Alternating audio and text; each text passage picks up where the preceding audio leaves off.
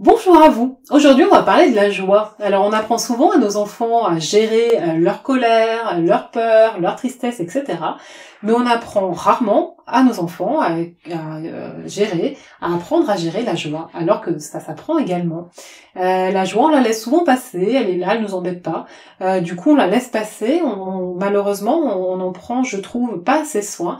Et je trouve que ce livre, Adélie Dello, Le bonheur c'est son boulot, savez-vous planter la joie, est vraiment une très bonne base pour aider nos enfants à apprendre à cultiver leur joie et puis nous inspirer nous aussi en tant qu'adultes.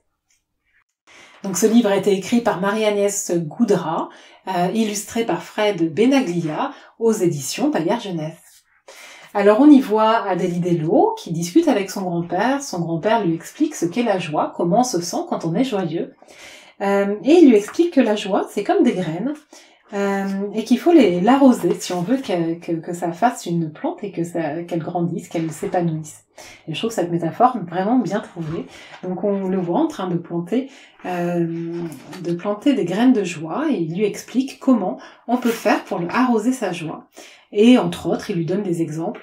On peut les arroser, par exemple, avec une pincée de petits plaisirs régulièrement, comme un fou rire, jouer, un bon goûter, danser par exemple. Ou aussi, il lui dit pour améliorer leur terreau, il n'y a rien de tel que de penser à tout ce qu'on aime et ce qu'on a la chance d'avoir. Et de dire merci. Donc ça peut être je suis contente, alors soit ce qu'on a fait, soit ce qu'on a, hein. Ça peut être je suis contente parce qu'aujourd'hui j'ai pu construire une grande tour et j'en avais jamais construit des grandes comme ça. Ou aujourd'hui je suis contente parce que à l'école on m'a donné une carte Pokémon, ça arrive régulièrement. Je sais pas, vous voyez, mais de pouvoir prendre le temps de dire merci pour en soi, hein, alors à l'autre évidemment, ça fait du bien aussi de dire merci à l'autre, mais aussi en soi. Merci, je suis contente. Aujourd'hui, j'ai eu cette carte Pokémon par exemple, ou ce bon goûter avec ma maman, ou je suis arrivée à construire cette tour alors que d'habitude j'y arrive pas de cette façon-là. De prendre le temps. Vous savez, la joie, on la laisse souvent filer. Le cerveau est programmé pour voir les choses négatives, c'est pour notre survie. Donc on accroche sur les choses négatives, on pense souvent à tout ce qu'on a mal fait ou pas fait comme on aurait voulu dans la journée, mais on pense rarement à ce qui s'est bien passé, parce que le cerveau accroche moins sur le positif, parce que ça menace tout simplement pas notre survie. Et donc c'est aussi une façon non pas de nier ce qui va pas, il s'agit pas de ça, mais aussi de contrebalancer cette tendance naturelle du cerveau en accrochant, en aidant le cerveau à accrocher aussi sur les choses positives. Et donc voilà, donc pour vraiment équilibrer les choses, compenser les choses, et ça permet vraiment de petit à petit de créer des connexions neuronales associées, ça devient beaucoup plus naturel et ça contribue grandement à notre bonheur.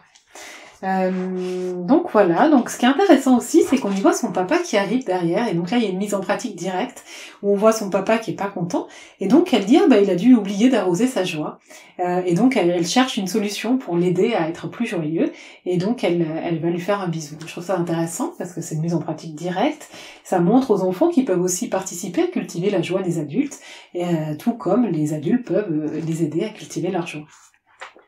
Cerise sur le gâteau pour ce livre, c'est qu'à la fin, il y a des propositions de petits exercices, de façons de s'y prendre pour se connecter à notre joie.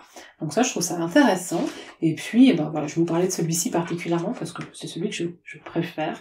Donc là, il propose de dessiner une fleur, et sur chaque fleur de mettre quelque chose qui fait grandir la joie. Alors on peut mettre quelque chose qui fait grandir la joie, on peut mettre quelque chose qui nous donne de la joie. Ça peut être intéressant ensuite de l'afficher dans la chambre, comme ça quand l'enfant voit la fleur là, du coup ça lui permet de se connecter à ça et de cultiver sa joie juste en y pensant, vous savez, juste par la pensée. C'est comme par exemple, je sais pas, on n'a pas besoin de vivre les choses forcément pour le ressentir des choses. Comme si on pense à quelque chose de négatif, on va ressentir du stress. Si on pense par exemple, je sais pas moi, un gâteau qu'on adore, on va saliver. La joie c'est la même chose. Si on pense à quelque chose qu'on aime, ça va nous permettre de sécréter des neurotransmetteurs qui vont nous permettre de nous sentir mieux. Donc ça peut être, on peut faire ça pour ceux qui savent écrire, d'écrire. Pour ceux qui savent pas écrire, ça peut être avec des gommettes, des dessins. Vous pouvez participer vous aussi en dessinant si vous le souhaitez avec eux. Voilà, donc c'est un livre vraiment une valeur sûre pour apprendre aux enfants à cultiver leur joie, puis je le trouve aussi très inspirant pour nous en tant qu'adultes.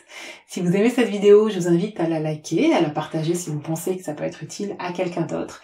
N'hésitez pas à me dire en commentaire justement vos joies à vous en tant qu'adulte, en tant que parent, mais aussi les joies de vos enfants. Je trouve ça toujours hyper intéressant de partager justement ce qui peut nous mettre en joie, même si c'est tout petit.